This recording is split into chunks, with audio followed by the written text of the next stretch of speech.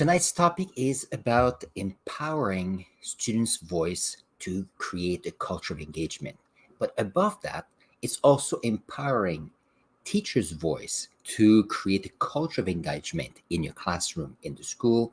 And on top of that, is it possible to empower your leader's voice so that you can have a better workplace? So let's see what we're going to talk about today. Welcome to my podcast. My name is Alain Faber, and I've been a teacher for more than 25 years. And I've enjoying these little events here on Wednesdays to share ideas about topics of interest, but also what I noticed at my work, but also in life. And I think you will enjoy. So let's see if we can do a sound check to make sure things are good before we continue. We have the sound, so let's see if we can go. Tonight's podcast is divided in three parts. The first part is about the learner's perspective, or the trainee's perspective, or the student's perspective. The second segment is about the teacher's perspective, or the trainer's perspective. And the third segment will be about leadership and how we can improve leadership in the workplace or in our communities. So our first topic is about the learner's perspective. So here, as I mentioned in my introduction, the whole idea for learners is to feel that we need to make sure that students feel empowered from their voice. And the reason for that is that all students, they go to school, all trainees go to your training program, and they all want to learn. Well, deep down, they want to learn. Some of them, they rebel a little bit. They push the boundaries sometimes, and that's part of the game. However, if you have a chance to include your student's voice in the classroom, what will happen is that the learner or the students will be able to say, okay, well, I want to learn, I'm ready to learn, and I have a chance to share my ideas. And it's beautiful. In my science class and all my classes, actually, I've always tried to make an environment where I open the floor for ideas, for opinions. When I bring a topic to class, I give a chance for people to experiment. In science, we do labs, we do hands-on. And what happens is that students use their hands-on activities to raise their curiosity and then ask key questions. So let's see if I can give you some examples. So in my grade 9 science class, we are starting an electricity unit, and I always start with some key concepts about static electricity. So instead of starting with the whole idea that we need to go to the concept of static electricity, charges, and so on, I brought balloons and we played with balloons for the first class.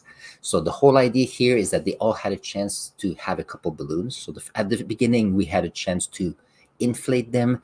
Many of them popped. When we're able to have balloons for all of us, then we started to say, okay, what can we do with the equipment that is part of static electricity? So we had electroscopes, we had confettis, we had a stream of water, we had hair we can rub, we could try to stick the balloons on the ceiling. And what happens is that every 10 minutes or so, I would tell them, okay, I want you to give it a try to see if a piece of equipment work, or try to see if you can do something. Or when I want to have them bend water with the balloon, I say, well, try to see what you see, and then try to go and bend the balloon one way. And if you use a couple balloons, can you change the direction of the water stream? What happens is, as we spent a whole class, they experimented with the balloon, and they had a good idea of what they observed. So what happens after Monday, we had the last couple of days to go through the theory. And then what happens is the theory about static electricity, they all got it pretty quickly. And the reason for that is that all the concepts they had needed to learn, they had to understand the theory. But before they had to understand the theory, they had visualized, they had observed all the different parts we were learning. So learning was happening quite a bit. And what did I do today for the last half of the class? I give them a chance to play with the equipment, and instead of using the equipment in class, I gave balloons again. So there's a few things that happen. First of all, people that enjoyed the balloons on Monday were very happy. Second, things that they tried to do on Monday and didn't work, now they had a chance again to do so. And third, when I gave them the equipment that they played with on Monday, what had happened? They were able to visualize, to understand better. So as they were doing the experiment, they were able to visualize what we had learned. So the whole idea here is that I do believe in that in science, if you have a chance to play and do science through playing, it's so much easier to be able um, to learn. And above and beyond that, when they play and they experiment, then they have good questions. Often they say, well, can I try this? Or what happens if, and then they try something. And what happens is you put them in groups of 2 or 3 or 4, sometimes even 5. And what happens is that they talk about what they're doing. So, yeah, that's true that they're talking about playing. But above all, they're talking about science. And that's the beauty, because the students are there using their voice to explain what they observe, but also question each other and grow what they know. So I think that giving a student's voice is, first of all, having a chance for them to talk, but also give an environment where they can speak with each other about what they're learning. And I think that's beautiful, because in many ways, in 2024, it's so easy to have a video and have the students watch a video. Or it's so easy for students to say, oh, I'm going to go on YouTube or on a platform and let's see if someone else can show me what I have to learn. However, giving a chance to do something and experiment is a bonus. I think in my class, I love that. And let's see this one. Oh, another example today. In my environmental science class, we have a project that I introduced today. Actually introduced it yesterday, and I had told them that today was a day where they would vote on the due date. And in my mind, I wanted it due for March 27th, which is next Wednesday. And so I opened the floor with suggestions of other dates that would work for them. Because in high school, often students know the work they have to do. They also know when other evaluations happen, and therefore they can suggest amazing dates for due dates. So I opened the floor saying, okay, I would like you to give me options or other options for the project. And interestingly enough, for the first minute, nobody dared to offer a different date. And so I said, well, that's you have a choice to, but how did I say that? I said, you have a chance to influence your future. So if you could, what would you do? So someone proposed the following day, which was March 28th. And then someone proposed a date after the long weekend in April, saying that it would work as well. And so, and I asked if there were no other options, and there were no other offers. So out of the 20 students, we had 2 suggestions. That is great. We voted, and they decided to vote for the April date, which is great. It was their choice. It was 9 against 4. So democracy won there. But what is interesting is too often, and I mentioned that to them, so when they have an opportunity to share an opinion or share what would work for them or propose an idea, if they don't do so, then their ideas never get shared. And how can a group get better? How can we have a more a better culture of engagement of all students if we step back saying, no, I don't want to share my ideas? So the whole idea here is, as a learner, keep your eyes open and your ears open for opportunities to use your voice to ask questions, but also to maybe make changes that could affect the future for the better for everybody. We're going to go to the second segment for this podcast today, and it is about teaching and training. And so we're going from the learner's perspective to the teacher or trainer's perspective.